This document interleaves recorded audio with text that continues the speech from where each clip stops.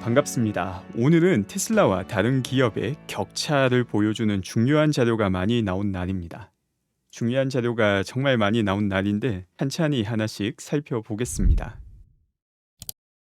첫 번째 자료는 중국에서의 주간 보험 등록수입니다. 이번 주간 보험 등록수 같은 경우 분기 5번째 주 기준 역사상 최고치를 기록합니다. 이처럼 중국에서 높은 보험 등록수가 기록된 것은 역시 모델 3 플러스의 인기를 반영해주는 것이며 다른 유럽 국가들에서도 똑같은 효과를 조금 있다 확인할 수 있습니다. 이번 분기 중국 누적 판매량 같은 경우에는 다른 분기에 비해서 조금 낮은 수준을 보여주고 있는데 이게 바로 하이랜드 전환으로 인해서 중국 내 인도가 조금 딜레이된 효과가 있었기 때문입니다. 그런데 모델 3 플러스가 인도가 되면서 이렇게 보험 등록수 혹은 인도량이 가파르게 증가함에 따라서 이번 분기 역시 상당히 순조롭게 최고 기록을 갱신할 가능성이 아주 높습니다. 역시 연단위로 보게 되면 중국에서의 판매량이 잘 성장하고 있다는 것을 보여주고 모델 3 플러스와 함께 이 기울기는 더욱더 가팔라지게 됩니다. 그럼 이게 중국 시장 상황이 좋아서 그런 것인가에 대한 평가도 필요하고, 이 평가를 위해서 중국에서 가장 인기가 많은 BYD를 한번 비교해 보겠습니다. BYD 같은 경우 저가형 모델이 많기 때문에 테슬라와 비교가 가능한 프리미엄 브랜드를 비교해 보게 되면은 오히려 전주 대비 5% 가깝게 BYD의 프리미엄 브랜드의 인도량은 감소했음을 볼 수 있습니다. 이런 상황에서 테슬라가 좋은 실적을 이어나가고 있다라는 것은 확실하게 테슬라가 다른 기업 대비 더 인기가 많다라는 걸 보여주고 있습니다. 또 그 밖에 유럽에서 모델 3 플러스 혹은 하이랜드의 인기를 보여주는 자료입니다. 이탈리아 같은 경우도 디자인에 아주 민감한 국가인데 모델 3 플러스가 인도가 되기 시작한과 동시에 아주 가파르게 인도량이 증가하고 있습니다. 그럼 조금 더 큰 그림으로 유럽 전체에서 테슬라의 실적이 어떤지도 살펴보겠습니다. 올해 유럽에서 테슬라의 실적은 아주 뛰어난 상황인데 특히 10월달 같은 경우 신기록을 세우게 됩니다. 10월달에 발표된 자료는 유럽의 주요 국가들의 인도량을 나타내고 있는 것이고, 조금 작은 시장의 인도량은 아직까지 합쳐지지 않은 상황임에도 불구하고 다른 연도와 비교해보면 비교할 수 없을 정도의 높은 인도량을 보여주고 있습니다. 물론 지난 9월달에 인도돼야 되는 게 10월달에 인도되며 유럽에서 푸시 웨이브를 완화하고 있는 것도 일정 부분 영향을 준 것도 사실이지만 유럽에서 인도량이 아주 뛰어나다는 것 역시 분명한 사실이며, 특히 자동차 시장에서 계절성이 아주 분명하게 보이는 곳이 유럽이기 때문에 이번 4분기 테슬라 유럽 실적은 한번 기대를 걸어봐도 되는 상황이기도 합니다. 이 밑에 자료 같은 경우는 각 분기별 첫 번째, 두 번째, 세 번째 달 인도를 비교하고 있는 것인데, 지금 4분기 같은 경우 첫 번째 달에 유럽 내 자동차 시장 규모가 작은 곳의 인도량은 아직까지 합쳐지지 않은 상황입니다. 약 2,000대 정도가 더 증가하게 되는데, 그렇게 된다면 역사상 분기 첫 번째 달 유럽에서 가장 많은 차량을 인도하는 게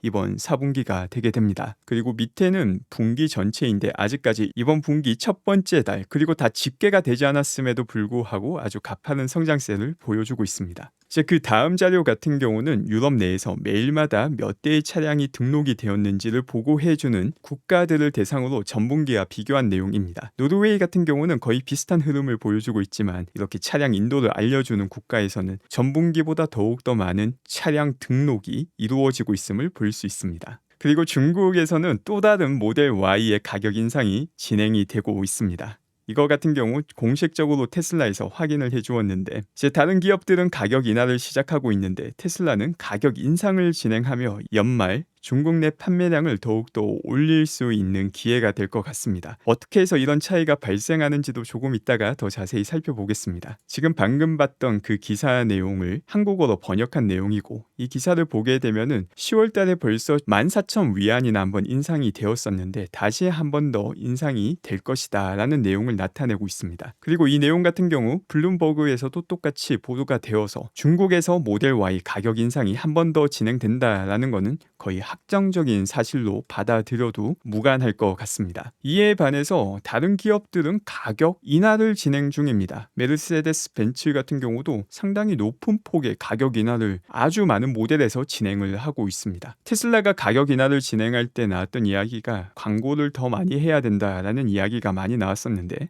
몇 달 지나고 보니까 다른 기업들이 따라서 가격 인하를 진행하고 있습니다. 이게 보여주는 게 테슬라가 직접적으로 모든 데이터를 가지고 있고 있고 고객들에게 바로 판매를 하기 때문에 가장 최신의 실시간 데이터를 가지고 시장에 필요한 조치를 취한다라는 것도 볼 수 있고, 다른 기업들 같은 경우 딜러가 완충 효과를 하기 때문에 가격 변화를 안 주는 것 같지만 딜러가 떼어가는 부분에서 가격 변화를 간접적으로 주고 있죠. 그래서 더 느리게 반응을 한다는 것도 볼 수 있고, 이 딜러라는 존재 자체에 대해서도 제일 원칙으로 한번 생각해 볼 필요가 있습니다. 테슬라가 고객들에게 직접적으로 판매하는 비즈니스 모델과 딜러를 통해서 차량을 판매하는 모델, 어느 모델을 통해서 고객들에게 더 많은 가치를 줄 수 있을까? 이 중간 유통 단계라는 게 꼭 나쁜 것은 아닙니다. 그 유통 단계를 통해서 얼마나 많은 추가 부가가치를 창출하냐에 따라서 비용보다 더 많은 가치가 있느냐 없느냐에 따라서 유통 단계의 가치를 평가할 수 있는데, 사실 테슬라의 웹사이트를 통해서 그리고 요즘 같은 시대에 인터넷을 통해서 필요한 정보를 다 접할 수 있기 때문에 딜러의 가치가 상당히 줄어든 것도 분명한 사실입니다. 심지어 챗 GPT 같은 경우 모바일 버전에서 질문을 하면 바로 답을 해주고, 테슬라의 그룹 같은 경우도 미래 차량에 들어가면 필요한 질문 해주면 모두 다 답을 얻을 수 있는 상황이기 때문에 이런 딜러를 가지고 있지 않은 테슬라가 미래에 더욱더 높은 경쟁력을 가질 수밖에 없다는 것도 명백한 사실입니다. 그리고 어제 소개해드렸던 이 분산형 컴퓨팅에 대해서 한 걸음 더 나아가서 재미난 분석을 썬님께서 해주시기도 하였습니다. 제가 어제 말씀드렸던 이 분산형 컴퓨팅 같은 경우 테슬라의 로보택시에 적용될 가능성을 언급을 한 것이고, 일론이 실제 그렇게 말을 하기도 하였죠. 이 썬님 같은 경우는 일반 개인들, 테슬라를 소유하고 있는 사람들이 분산형 컴퓨팅에 참여하게 된다면은 이를 통해서 수익을 얻을 수 있다라고 모델링을 해서 만들어 주셨는데, 사실 저는 개인적으로 이게 가능성이 없는 건 아니다라고 보지만 조금은 조심스럽게 접근을 해야 된다라고 봅니다. 이거는 플랫폼을 개발하느냐가 핵심인 문제이기 때문이죠. 만약 이런 플랫폼을 개발해서 컴퓨팅 파워를 가지고 있는 개인들이 기업이 요구하는 트레이닝 혹은 추론 컴퓨팅 능력을 제공해 줄 수만 있다면은 상당히 큰 비즈니스가 될 수 있습니다. 근데 중요한 거는 이게 테슬라 차량에만 적용이 되지 않는다라는 거죠. 지금 개인 집에 컴퓨터가 없는 곳이 드물 겁니다. 그리고 일하실 때도 항상 컴퓨터가 사용이 되는데, 수없이 많은 컴퓨터들을 이런 컴퓨팅 능력을 직결해서 AI 트레이닝에 도움을 줄 수 있는 플랫폼이 나온다면은 벌써 그 활용도는 무궁무진한데 아직까지 나오고 있지 않습니다. 그래서 이 부분에 대해서도 한번 잘 생각을 해 봐야 되고, 그렇게 된다면은 테슬라 차량뿐만이 아니라 일반 컴퓨터까지 참여가 가능하게 되고, 일반 컴퓨터가 참여가 가능하게 된다면은 데이터 트레이닝에서 들어가는 핵심이 데이터 트레이닝 쪽이 오히려 하드웨어 쪽으로 더 큰 가치가 있는데, 엔비디아 RTX 3000 이상 GPU 같은 경우 여기서도 큰 역할을 할 수가 있습니다. 특히 4090 같은 경우는 웬만한 헐리우드 영화에 필요한 효과들을 GPU 하나로도 시간도 크게 걸리지 않는 수준으로 처리할 수 있는 수준이고, AI 트레이닝에서도 상당한 성과를 발휘할 수 있게 되죠. 그래서 이런 플랫폼을 만들게 된다면은 공급이 테슬라 차량으로 제한되어 있는 게 아니라 일반 PC들까지 모두 다 참여할 수 있기 때문에 개인이 가져갈 수 있는 이익은 전기세에서 조금 더 높은 수준이 될 가능성이 높습니다. 테슬라 로보택시 같은 경우에 미래에 워낙 많은 대수 1000만 대 이상이기 때문에 그걸 안 한다면은 사실 돈을 버리는 것이기 때문에 테슬라가 장기적으로는 그런 분산 컴퓨팅 시스템을 분명 만들 가능성이 높지만, 일반 개인도 참여할 수 있는 이런 분산 컴퓨팅 시스템을 만든다면은 이 수익성은 생각보다 낮을 확률이 저는 아주 높다라고 봅니다. 이제 그 밖에 인도와 관련된 내용인데, 이 내용도 지금까지의 흐름을 파악하고 계신 분들이 본다면 너무나도 흥미롭습니다. 분위기가 확실하게 반전이 되고 있다는 것을 많이 보여주는 내용입니다. 테슬라가 인도에 처음 공장을 지을 때 제안을 했던 게, 먼저 팔아보고 시장이 어느 정도 있다라고 판단이 되면 공장을 짓겠다라고 말을 했는데, 인도에서는 그딴 거 없어, 100% 관세 카드로 맞받아 칩니다. 그리고 절대 협상 안 한다라고 지금까지 버텨왔는데, 그 톤이 갑자기 아주 빠르게 바뀌게 됩니다. 빠르면 2024년 초에 테슬라를 포함해서 전기차 수입에 관세를 많이 낮춰줄 가능성이 있다라고 발표를 합니다. 과거의 내용을 보게 되면은 이 관세 낮춘 게 40% 관세입니다. 완성된 전기 차량에 대해서 40%만 관세를 부과해 달라라고 테슬라 측이 요청을 했는데 40% 자체도 사실 엄청나게 높은 수준이죠. 그런데 과거 관세 내용을 보면 어떻게 되냐면 4만 불 이하의 차량에 대해서는 60% 관세, 4만 불 이상의 차량에 대해서는 100% 관세. 그러니까 5만 불이라면 소비자는 10만 불 주고 사야 되는 그런 환경이었습니다. 그래서 여기에 대해서 40%까지 양보해 줄 수 있다라고 말을 하였는데 이게 바로 지난 분기 일론의 어닝콜 이후에 펼쳐지고 있는 모습입니다. 멕시코에서도 바로 반응하고 일론이 우리 확장 속도를 조금 경기 상황에 맞게 조절할 수 있다라고 하니까 전 세계 국가가 눈치를 보면서 더 좋은 제안이 쏟아지고 있는 상황입니다. 그 이유는 너무나도 명확하죠. 기가팩토리 건설할 수 있는 국가는 한정되어 있는데 전 세계 모든 국가가 기가팩토리 건설을 원하고 있는 상황이기 때문에 국가 단위로도 주도권을 테슬라 혹은 일론이 가져가고 있는 상황입니다. 그리고 크루즈와 관련해서 안타까운 소식이 전해졌습니다. 안타깝지만 다 예견되었던 내용이기도 합니다. GM에서 크루즈 생산 중단을 밝혔습니다. 이제 이 내용은 지난달에 일어났던 좀 많이 끔찍한 사고와도 연관이 있고 이 사고 이후에 바로 크루즈 자율주행 차량 운행이 중단되기도 했었죠. 벌써 사고를 당해서 쓰러져 있던 이 여성분 한 분이 크루즈 차량에 다시 한 번 더 피해를 입는 끔찍한 사고가 있었습니다. 근데 이것뿐만이 아니라 이건 하나의 트리거가 되었지만 크루즈의 문제는 벌써 1년 전부터 많이 이야기하기도 하였습니다. 즉 구체적으로 크루즈의 비즈니스 모델 자체에도 문제가 있고 또 비즈니스 모델이 아닌 이 접근 방법 제품 자체의 문제도 여러 번 언급을 하기도 했습니다. 현재 크루즈의 재무제표를 보게 되면 실제